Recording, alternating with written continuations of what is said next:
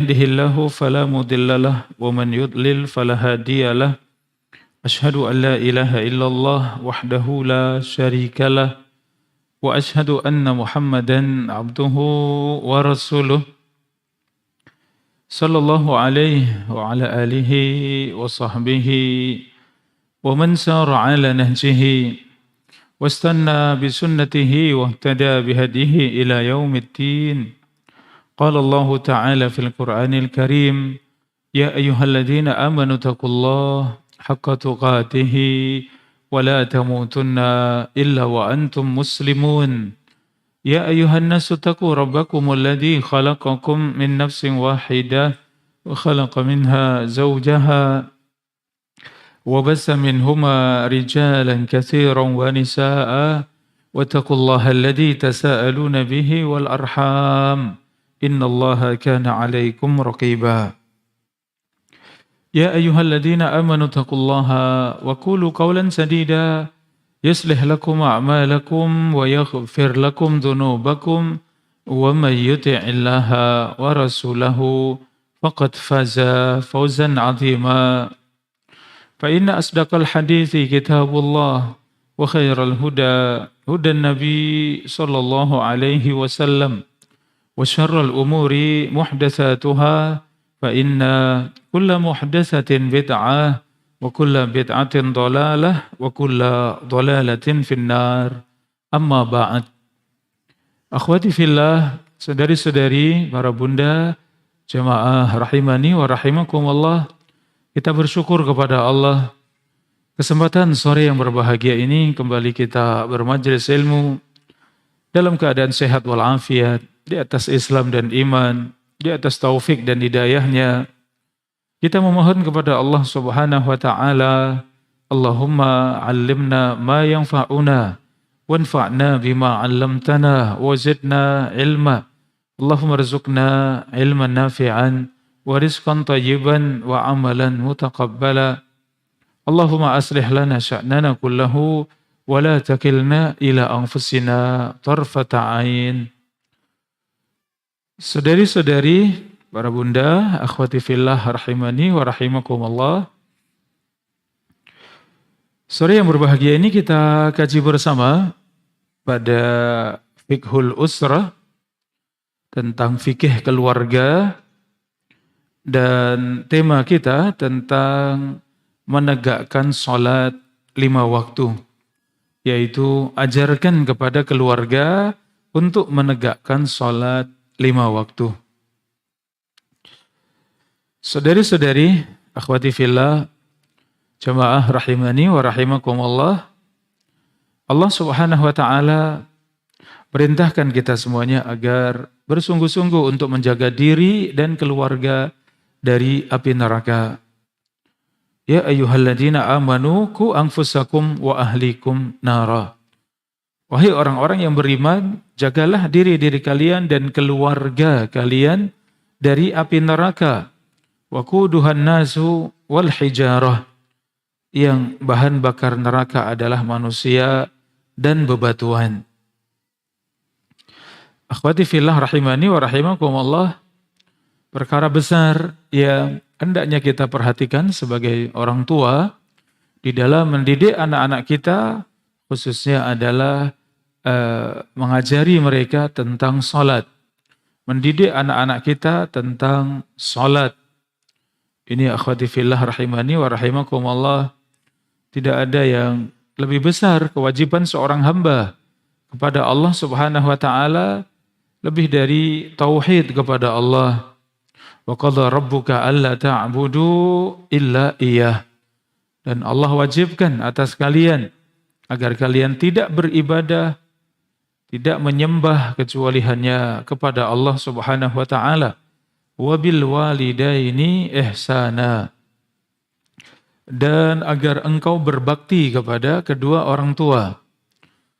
Ini akhwati fillah rahimakumullah, kewajiban seorang hamba yang terbesar kepada Allah Subhanahu wa taala adalah kewajiban tauhid, yaitu mengesahkan Allah Subhanahu wa taala di dalam beribadah. Demikian kewajiban kepada sesama manusia, kewajiban yang terbesar adalah berbakti kepada kedua orang tua. Hendaklah kita senantiasa berbakti kepada kedua orang tua, bahkan tidak hanya ketika kedua orang tua masih hidup, tapi juga ketika orang tua sudah meninggal. Ini akhwati fillah rahimakumullah. Kemudian setelah tauhid kepada Allah, kewajiban kita kepada Allah yang terbesar adalah menegakkan salat. Dan ini pembahasan kita. Kewajiban untuk menegakkan salat. Bagaimana Rasulullah sallallahu alaihi wasallam dalam kejadian Al-Isra wal Mi'raj. Ternyata puncak dari kejadian Al-Isra dan Mi'raj, ya, puncak dari kejadian Al-Isra dan Mi'raj adalah perintah untuk menunaikan salat 5 waktu. Di mana Rasulullah sallallahu alaihi wasallam ya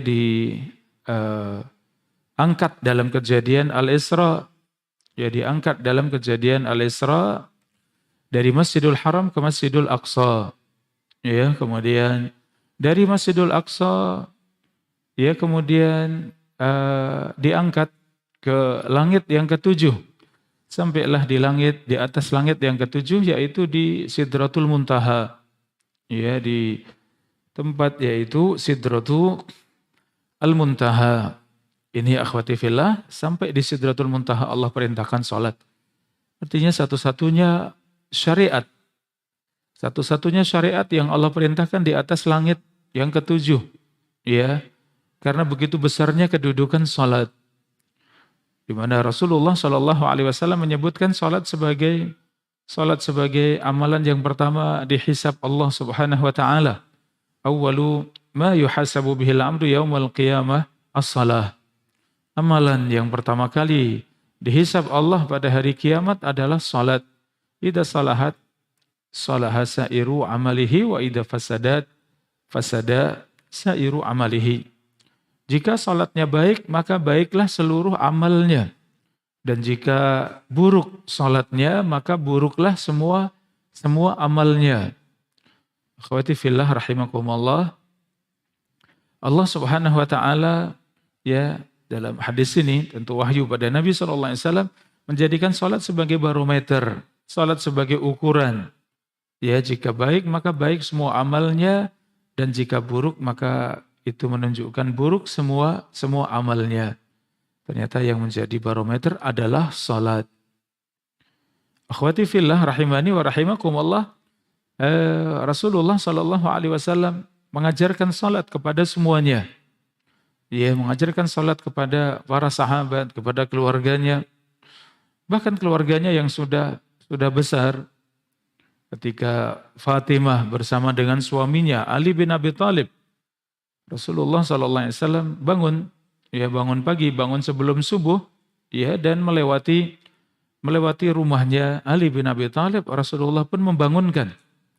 Ya, Rasulullah sallallahu alaihi wasallam membangunkan keduanya.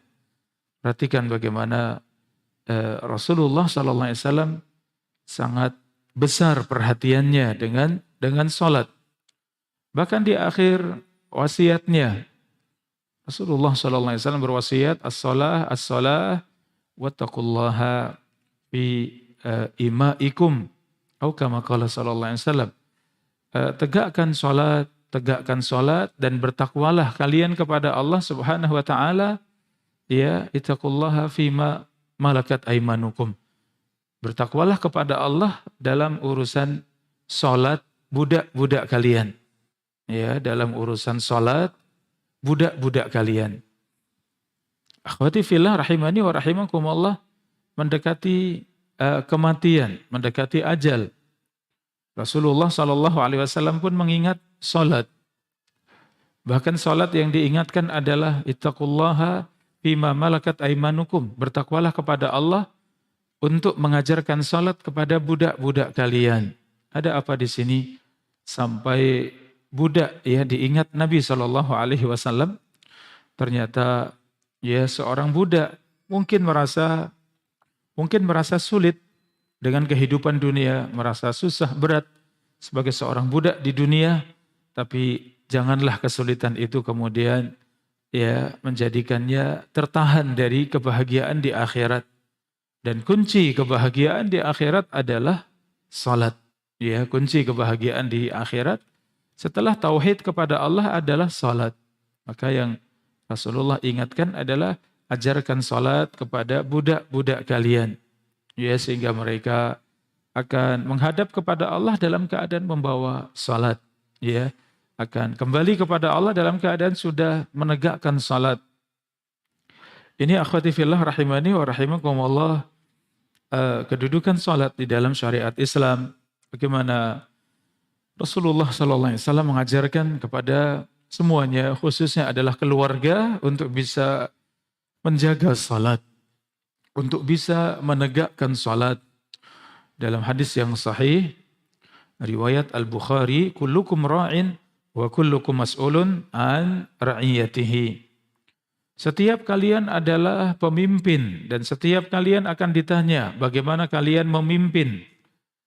Ya, di sini kita orang tua, seorang bunda, seorang ayah, abi dan umi, ya Allah Subhanahu wa taala akan bertanya, bagaimana kalian memimpin keluarga kalian? Bagaimana kalian memimpin anak-anak kalian? Maka ini semuanya kullukum ra'in, setiap kalian adalah pemimpin dan setiap kalian akan ditanya tentang bagaimana kalian memimpin. Akhwati fillah, saudari-saudari, para bunda rahimani wa rahimakumullah, di antara doa ya yang Allah Subhanahu wa taala ajarkan untuk kita semuanya dalam surat Al-Furqan ayat 74, Rabbana hablana min azwajina wa dzurriyyatina qurrata a'yun waj'alna lil muttaqina imama. Ya Allah, karuniakan untuk kami, istri-istri kami, anak-anak kami sebagai penyejuk mata dan jadikan kami pemimpin atas orang-orang yang bertakwa. Jadikan kami pemimpin untuk orang-orang yang bertakwa. Akhwati fillah rahimani wa rahimakumullah, satu doa yang di dalamnya mengajarkan kita agar kita menjadi orang saleh, bahkan menjadi pemimpin dari orang-orang saleh, menjadi orang yang terdepan di dalam beramal saleh, memimpin orang-orang saleh dalam kebaikan, dalam beramal saleh. Ini akhwati fillah rahimakumullah, maka di sini kita memimpin keluarga kita, memimpin anak-anak kita agar bisa menjaga salat, bisa menegakkan salat. Akhwati fillah rahimani wa rahimakumullah, dalam hadis riwayat Al-Imam Ahmad, ya, dalam Fadailul A'mal, keutamaan beramal, hadis ini didhaifkan oleh Syekh Al-Albani rahimahullah. Namun dari sisi keutamaan amal, ya, kita bisa mengambil motivasinya.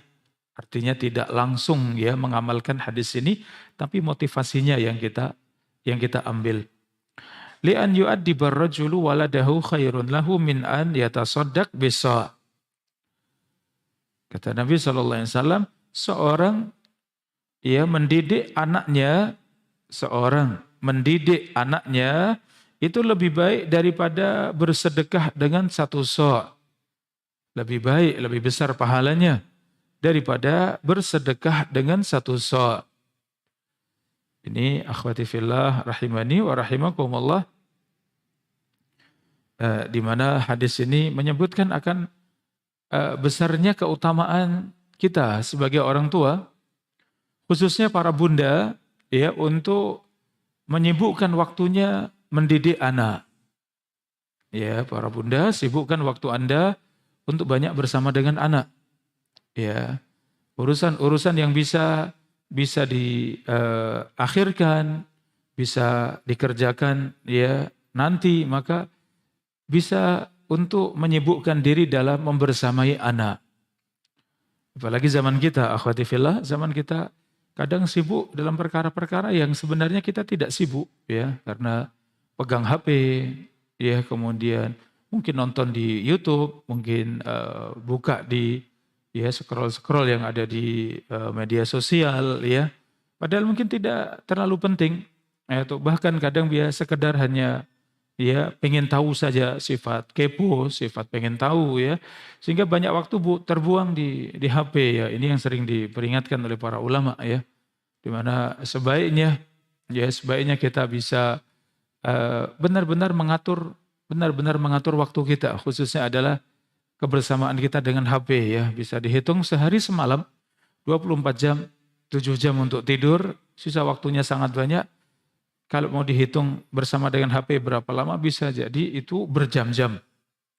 Ya, sebagian HP bisa menghitung ya, kita mengaktifkan HP, kita buka-buka HP itu dalam sehari berapa jam. Rata-rata itu sebagian HP bisa menghitung ya. Kalau mungkin dikatakan sehari 5 jam, sehari 4 jam, ada mungkin sampai 6 jam, yaitu waktu yang sangat banyak kita bersama dengan HP. Pertanyaannya, berapa lama kita bersama dengan Al-Quran? Apalagi kalau kita bicara tentang anak-anak kita, berapa lama kita bersama dengan anak-anak kita? Artinya benar-benar bersama dengan pikiran, hati, badan kita. Ya, pikiran, hati, dan badan kita bersama dengan anak. Benar-benar melihat anak, memperhatikan anak, duduk, ya, kemudian membersamai anak, ngobrol, bicara dengan anak. Tadi belajar apa anak di sekolah, ya. Perkara-perkara yang demikian, seberapa lama dalam sehari kita bisa benar-benar duduk bersama dengan anak. Kita lepas HP, kita letakkan HP, kemudian benar-benar kita bersama dengan anak. Nah, kesempatan seperti inilah yang selalu diperingatkan oleh para ulama.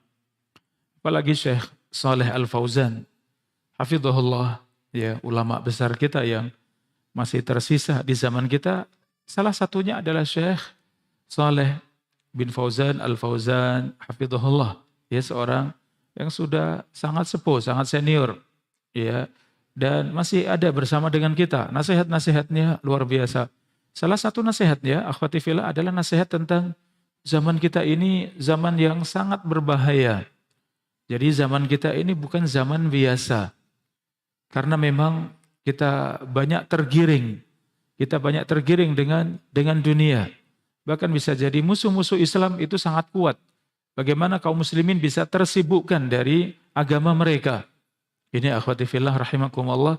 Sehingga HP ini benar-benar bisa menguasai kehidupan seorang muslim.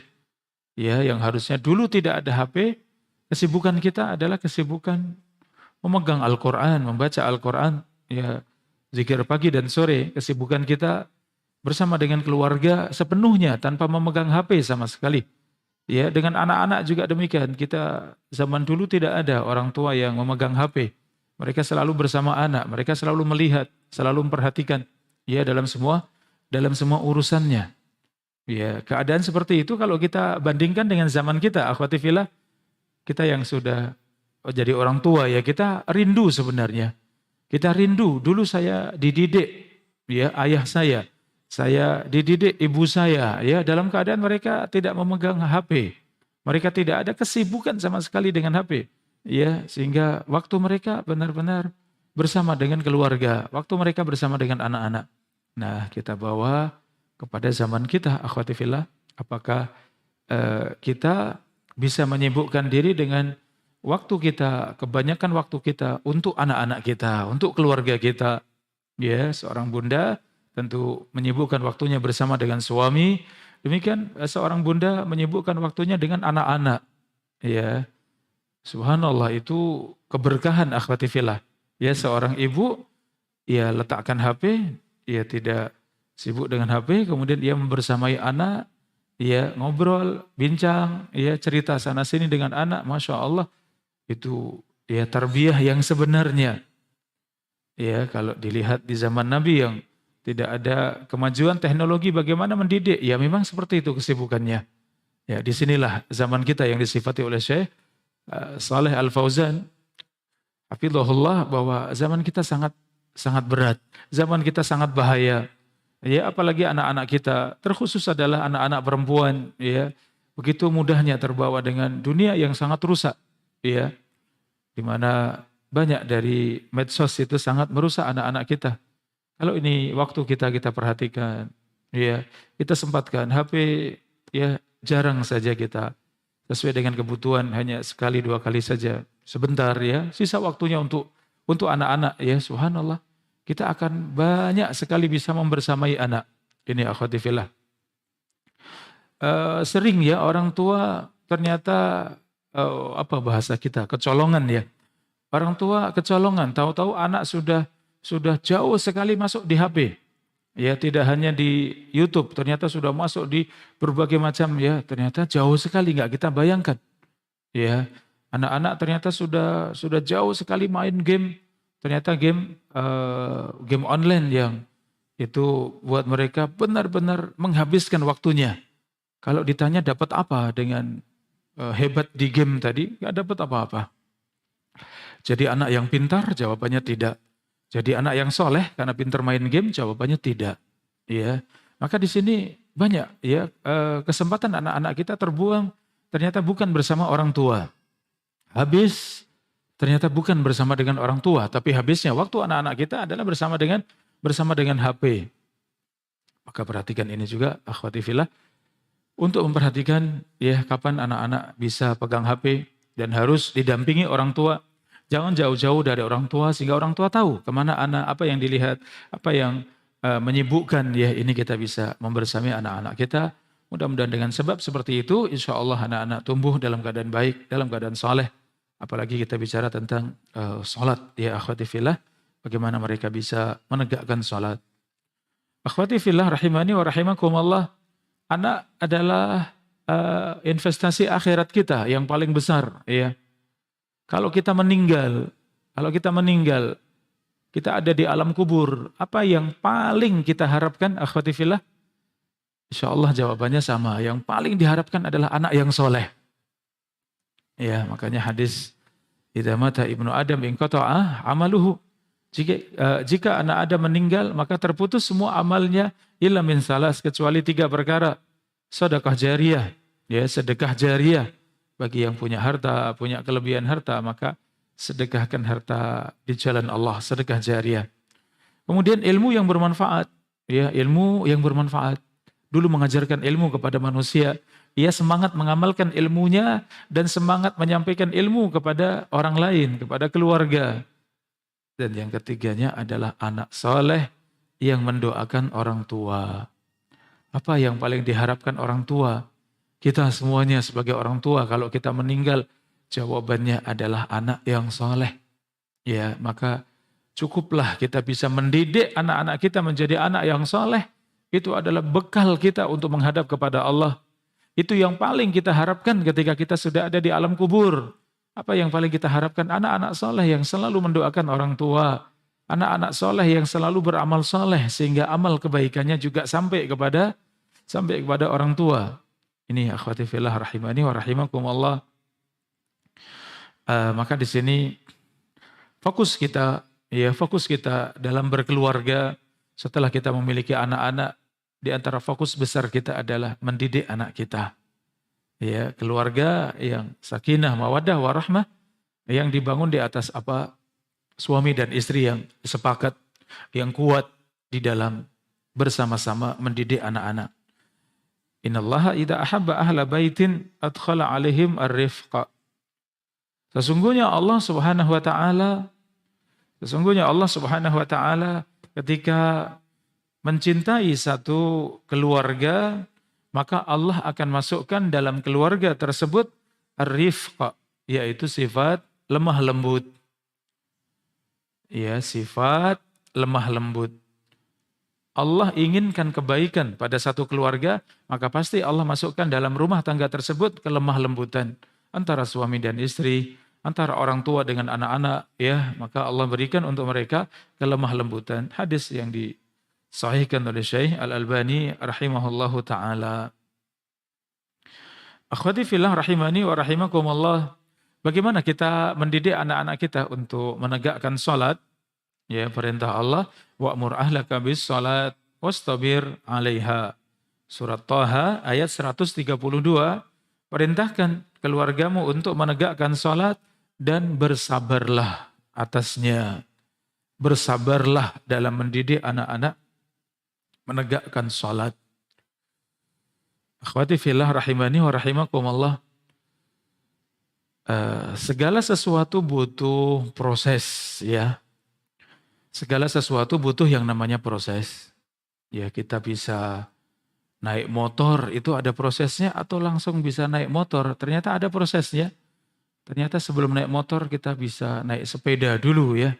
Naik sepeda juga bagaimana? Apakah langsung bisa? Ternyata tidak. Naik sepeda ya kalau zaman sekarang dengan ditambahi roda tambahan kanan kiri ya terus sampai mendapatkan keseimbangan ya bisa dilepas satu dapat keseimbangan dua-duanya dilepas kemudian mulai ya ini kalau anak-anak dulu ya main belajar naik sepeda dengan naik di turunan ya, naik di turunan. Ya, kemudian pelan-pelan demikian sampai kemudian bisa dan semakin mudah ya. Subhanallah, urusan dunia ternyata seperti itu. Sama juga dengan urusan akhirat. Ternyata urusan akhirat juga itu butuh berproses. Itu juga butuh kebiasaan. Ini akhwati fillah. Anak-anak untuk bisa menegakkan sholat, bisa menjaga sholat, bisa benar-benar sudah menjaga sholatnya, menunaikan sholatnya dengan baik. Ternyata itu butuh proses. Ya ini akhwati fillah. Maka dalam proses tadi, kalau kemudian kita dapati masih repot, masih sulit, terasa berat, ya itu hanya dalam proses saja. Nanti anak-anak kalau sudah sampai pada kedewasaannya, sampai pada kesadarannya, sudah semakin paham, semakin dewasa, Masya Allah mereka sudah bisa menjalankan sendiri. Ini akhwati fillah rahimani wa rahimakumullah. Wasiat ini juga sering kita sampaikan ya, khususnya untuk calon pengantin ya, untuk calon pengantin atau pengantin baru ya. Kita selalu berwasiat bahwa tidak bisa pasangan suami istri, calon suami istri atau pasangan baru suami istri kemudian dalam semua urusannya klop ya, dalam semua urusannya akur semuanya. Tidak, itu pasti ada prosesnya. Ya, pasti ada prosesnya. Ini akhwati fillah. Untuk kita dan untuk anak-anak kita ya sadar bahwa terkadang suami istri sudah menjadi pasangannya, apakah sudah langsung bisa mencintainya? Jawabannya mungkin belum tentu. Ya, mungkin muncul sifat sayang dulu ya sebelum sifat cinta. Ya, seorang wanita bersama dengan seorang laki-laki yang tidak pernah bersamanya, tidak pernah berjumpa dengannya, tahu-tahu bersama ya, itu butuh waktu. Makanya tadi kita istilahkan proses ya akhwati fillah. Jadi untuk kemudian menjadi suami istri yang benar-benar kuat, sakinah, mawaddah, warahmah, itu butuh proses. Sehingga dalam prosesnya dirasa itu berat, dirasa itu belum cocok, belum klop, ya seperti itu wajar. Ini akhwati fillah, rahimakumullah. Kalau ini sama-sama dipahami oleh suami dan istri, insya Allah yang seperti itu akan mudah. Ya akan mudah dilewati.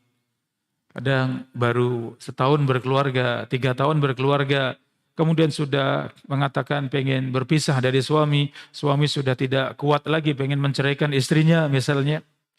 Tidak, itu masih dalam proses, waktunya butuh panjang ya. Butuh panjang untuk bisa kemudian proses tadi dilewati semuanya. Kalau sudah dilewati semuanya, kemudian sudah klop, Masya Allah. Ya akhwati fillah, sudah ya seperti apa istilah Jawa, tumbuh oleh tutup ya akhwati fillah. Sudah itu satu paket ya antara pancinya dengan tutupnya, subhanallah. Maka kita bawa kepada mendidik anak-anak kita, akhwati fillah. Mendidik anak-anak kita khususnya mendidik sholat. Nah ini dalam prosesnya itu masih berat, masih susah. Disinilah tugas orang tua untuk bersabar, untuk kuat dalam mendidik anak-anak, ya, untuk berlapang dada, untuk siap ya menahan hati ketika kecewa, marah, ya itu semuanya masih dalam proses. Ya, ketika anak sudah sampai pada kesadarannya, sampai pada kedewasaannya, maka insya Allah dengan cara kita yang benar, dari kecil kita mendidik anak-anak kita dengan cara yang benar, insya Allah anak-anak akan sampai yang dikatakan tadi, hablana min azwajina wa dzurriyyatina qurrata a'yun. Ya Allah, jadikan istri dan anak-anakku sebagai penyejuk mata. Kapan dikatakan anak-anak penyejuk mata? Kalau mereka tumbuh di atas ketaatan kepada Allah. Kalau mereka besar di atas ketaatan kepada Allah, sudah rajin sholat berjamaah di masjid, sholat di shaf yang pertama, ya sudah mulai terbiasa untuk menjaga sholatnya, sebelum waktu adzan sudah mulai terbiasa untuk tergerak menuju bersiap.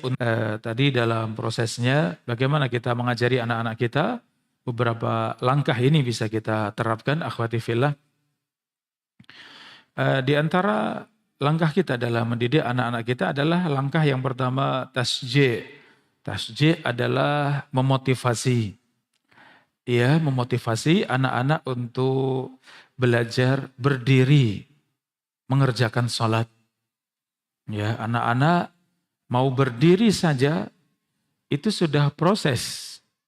Kita orang tua disunahkan untuk seorang ayah ya sholat berjamaah di masjid, tapi jadikan rumah juga tempat untuk sholat, yaitu sholat sunnah. Maka perbanyak sholat sunnah di rumah. Kalau bisa sholat qobliyah, ba'diyah, sholat duha, sholat malam, ya, sholat sunnah setelah wudhu, ya, sholat malam, ya, qiyamul lail, ya, demikian sangat kita sibukkan rumah kita dengan sholat. Bagaimana anak-anak kita, mungkin anak kita yang baru bisa berjalan, baru bisa berdiri, baru 2 tahun, 3 tahun, mungkin ikut-ikutan berdiri, ikut-ikutan sujud, ya. Subhanallah, kalau sudah bisa mengikuti seperti itu, ini bagian dari langkah-langkah kita mengajarkan anak-anak, mengajarkan keluarga untuk mendirikan salat, untuk menegakkan salat. Akhwati fillah rahimani wa rahimakumullah, dalam asar disebutkan, idza arafal gulam yaminahu an shimalihi famuruhu bis shalah. Jika seorang anak sudah bisa mengenal yang di kanan dan kirinya ketika sholat, maka ajarkan sholat. Ya, artinya kita bawa anak-anak, khususnya untuk ayah ya. Nanti para bunda sampaikan pada para suami ya. Ketika membawa anak, ini kalau anak sudah bisa mengenal kanan kirinya, artinya sudah bisa menempatkan diri, ya, maka bisa diajak sholat. Kalau ternyata dibawa ke sholat masih mengganggu, ya di rumah diajari lagi.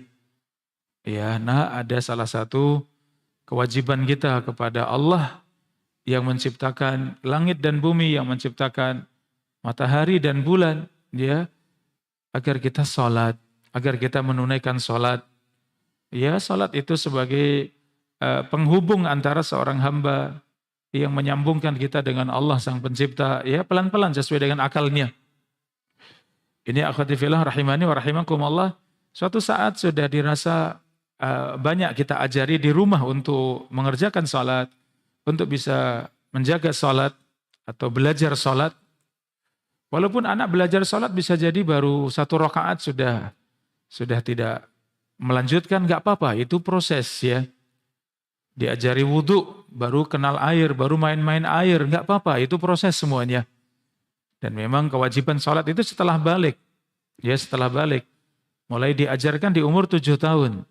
Mulai diberikan hukuman kalau melalaikan sholat di umur 10 tahun. Ini semuanya proses, akhwati fillah ya. Tadi kalau anak-anak belum, baru bisa 1 rakaat saja sudah pergi, nggak apa-apa. Memang prosesnya seperti itu. Tapi terus orang tua sabar untuk mengajarkan kepada anak ya. Terus ajak anak untuk mengerjakan sholat, ajari anak untuk berwudu ya, belajar untuk berwudu pelan-pelan dari wudu yang masih asal-asalan, wudu yang ya nggak apa-apa pelan-pelan ya, jangan sampai dimarahi ketika mereka masih kecil, pelan-pelan terus disemangati, diajari ya. Ini akhwati fillah rahimani wa rahimakumullah. Tadi ketika sudah mengenal kanan dan kiri maka ajarkan sholat. Idza qada ahadukum as-shalah fi masjidihi falyaj'al li baitihi nasiban min shalatih. Jika seorang selesai salat berjamaah di masjid, maka jadikan rumahnya bagian untuk salatnya. Jadikan rumahnya itu bagian untuk salatnya. Artinya apa akhwati fillah? Sibukkan rumah, padatkan rumah dengan salat sunnah. Adapun untuk bunda salat fardu ya, dan salat fardunya bunda juga sama. Para ummahat salat fardunya tetap jaga tepat pada waktunya. Ayyul a'mali afdal, amalan apa yang paling utama? As-salatu ala waktiha. Amalan yang paling utama adalah salat tepat pada waktunya. Ya, bunda ketika mendengar adzan, ya, kemudian Bunda meninggalkan semua kesibukan, berhenti, apalagi HP, berhenti, kemudian menjawab adzan, dengarkan adzan, menjawab adzan dengan bersuara ya, sehingga anak-anak mendengar, kita mendengarkan adzan dan kita menjawab adzan. Ketika selesai kemudian mengucapkan sholawat kepada Nabi, kemudian baca doa, ya baca doa setelah adzan, setelah selesai ditambahkan doa-doa ringkas, ya doa-doa ringkas yang sangat kita butuhkan. Karena yang paling mustajab doa antara adzan dan qomat itu setelah selesai adzan. Ini akhwati fillah. Syekh Abdul Razak menjelaskan tentang waktu mustajab antara adzan dan qomat itu mustajab semuanya. Tapi yang paling mustajab ketika selesai adzan.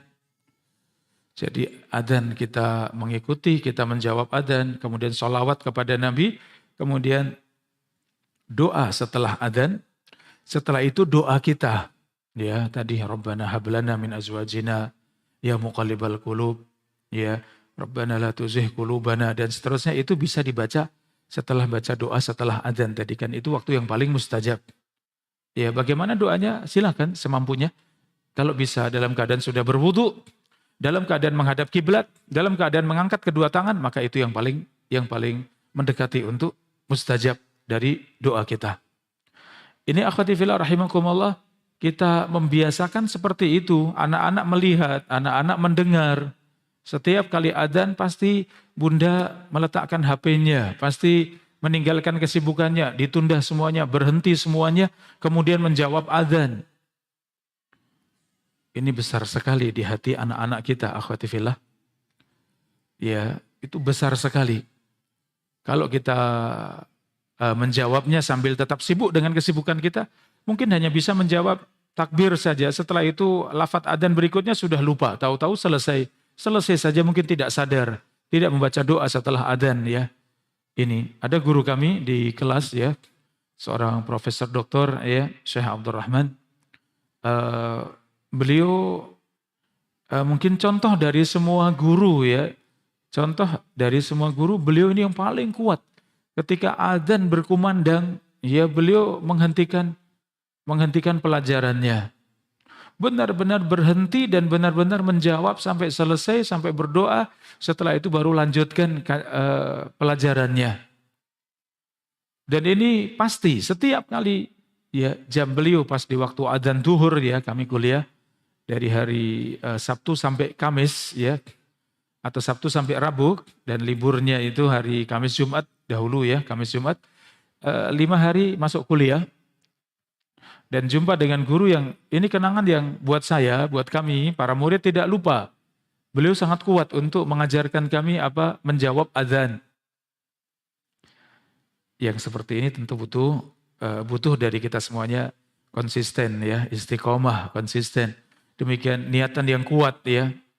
Apakah kita rugi, akhwati fillah, kalau ketika dikumandangkan adzan tadi berhenti untuk menjawab adzan mungkin 2 menit, mungkin 3 menit, setelah itu baca doa. Sehingga setiap kali adzan kita menyempatkan waktu 5 menit, paling lama 10 menit. Mungkin tidak sampai ya, 5 menit, 7 menit ya.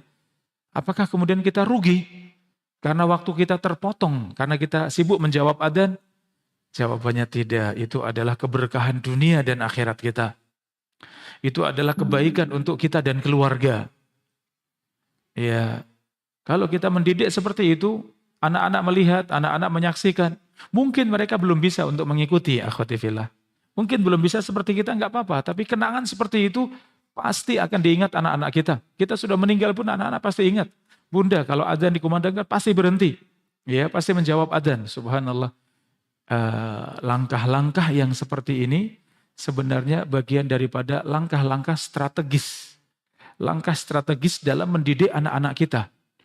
Langkah-langkah yang ringan, tapi itu pengaruhnya luar biasa, akhwati fillah. Pengaruh untuk anak-anak kita itu luar biasa.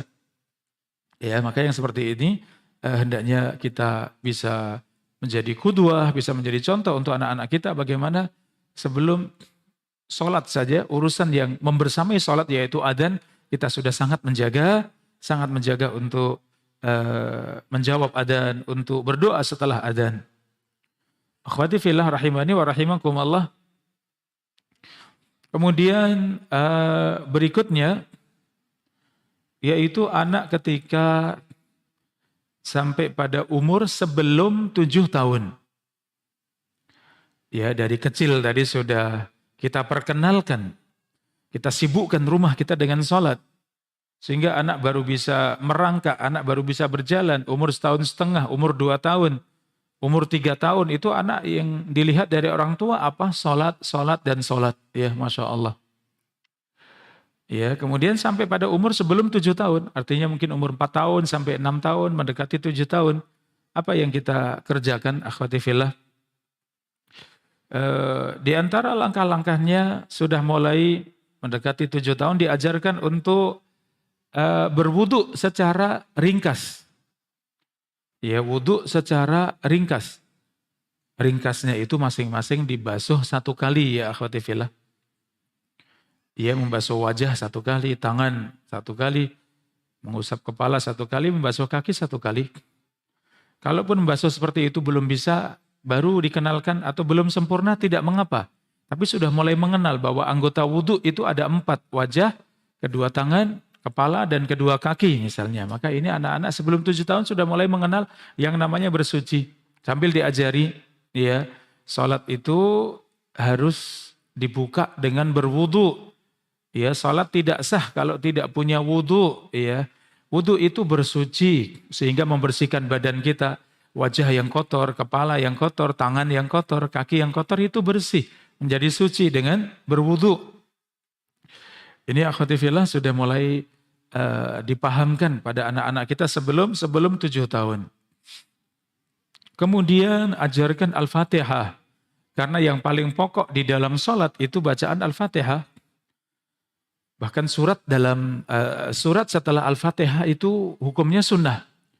Tapi Al-Fatihah itu rukun. Ya, rukun dalam sholat. Sesuatu yang harus, ya.